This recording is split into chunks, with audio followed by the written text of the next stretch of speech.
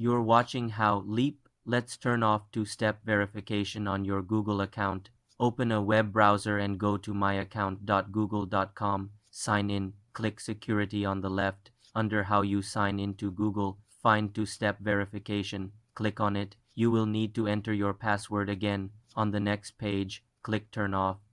A confirmation pop-up will appear. Click Turn Off again to confirm. Two-step verification is now disabled for your account. You're watching how Leap. Let's turn off two-step verification on your Google account.